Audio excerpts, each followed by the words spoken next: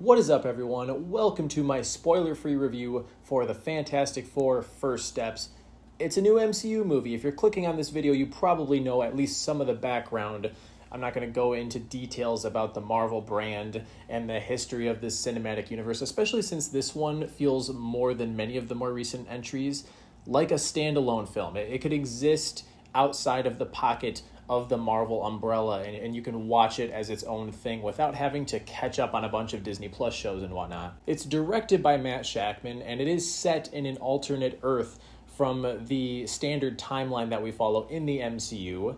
And it follows Marvel's first family. And for those of you who aren't familiar with these characters, what's meant by that is that the Fantastic Four was the first team-up group of superheroes featured in Marvel Comics. So it's kind of a big deal that they're finally getting their debut in the MCU, especially since this is the fourth time that it has been attempted to bring them to life in a live-action film, and I think most would argue that every other version that has come before was an absolute failure. I think there are some merits to the early 2000s films, but even they are just littered with problems. I went into this cautiously optimistic. There are certainly a lot of things about it that excited me, but I just had this weird feeling in my gut that it was going to disappoint me. Let's start with what it gets right, most notably the aesthetics. I think this has more in common with the Superman film from James Gunn than I was expecting. The same way that James Gunn created a colorful, lively metropolis, I think Matt Shakman has painted a beautiful retro-futuristic pastiche of the 60s. And that design choice does more than just make the film look pretty. It gives it a genuinely distinctive art direction. I think a major complaint that most people would direct at a lot of modern MCU movies is that they feel stylistically bankrupt. There's no identity in the filmmaking. And I think the visual effects are considerably better than implied by that first trailer. We were fed snippets of Michael Giacchino's score before the release of the film, and the rest of the soundtrack is just as good as those snippets that we heard. The score is incredibly rousing and certainly one of the highlights. What else did the movie get right? Galactus. Now, I know I'm getting ahead of myself here by talking about the villain before I talk about the heroes, but bear with me here. Galactus is obviously an iconic character for comic readers, and I think we are all really hoping to not see another giant dust cloud. Here, he's an actual humanoid being voiced by Ralph Ineson, and he's intimidating as hell. And interestingly enough, he's not actually in the film that much. It's more so the looming threat of Galactus approaching Earth with the intent to consume it that you feel. Even when it comes to Galactus, I do have some nitpicks with the way they handle him in the third act, but for the most part, great interpretation of this character. One might even say they did a fantastic job. Say that again? Now let's get into the casting, the character dynamics, and the actual members of this Fantastic Four team. And I know for a fact that I'm not the only person who was skeptical about seeing Pedro Pascal portray Reed Richards. He does a perfectly serviceable job with the material, but I think I still would have preferred a grand number of other actors over Pedro, and it's not that I have a personal vendetta against him. The issue is that I think he's become Hollywood's darling so quickly that when I'm watching this, I don't always see Reed Richards. I instead see Pedro Pascal talking about numbers and equations. We're getting too much Pedro. For me, Vanessa Kirby is actually the MVP.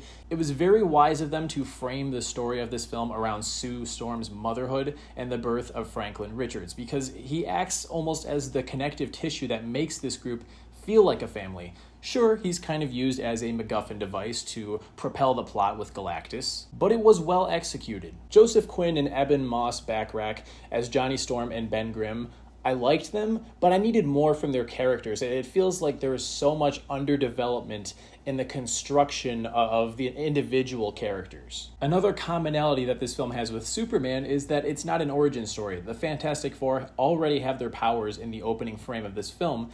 They've already been hugely publicized as celebrities, and this world has a history that dates back well before the starting point of the film. The biggest problem with that is if you take any single one of these characters and look at them on their own as individuals, they feel kind of thin. This is where I'll point out that massive fans of Jack Kirby's work might enjoy this more than casual audiences because they can probably fill in the gaps that I was feeling because they've read so many of the comics. As it stands, it just feels very rushed. I wish it was longer and actually gave the characters more depth. I mean, this film is an hour and 50, and usually I'm complaining that these comic book movies are too long, But I think the characters are shortchanged by the runtime. There were so many missed opportunities. Like, at one point, I was thinking this might actually wind up being about Reed's desperate need to use equations and math to solve every problem in his life, and there might be some development for his character there.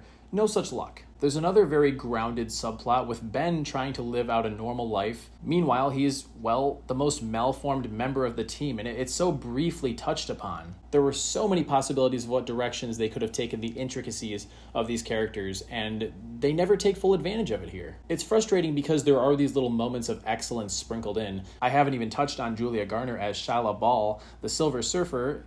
She's awesome in action and has one great scene that humanizes her quite a bit, and that's about it. In the end, the Fantastic Four First Steps is just decent. It's easily the best live-action adaptation that we have of this source material, but the bar is set so incredibly low that I don't think that will be a surprise to anyone. I mean, this could be a bad movie and still be the best Fantastic Four adaptation, but I don't think it's a bad movie. I think it's fine, and it has a lot of great sequences. It just never really made me feel much. And when there is so much wasted potential, it's hard not to wish that this was instead, well, fantastic. I'm going to give this film 3 stars. For reference, that's the same score that I gave Superman, and I kind of feel like the odd man out for not loving Superman or this film, considering they're both superhero films, and they're getting fairly strong reviews.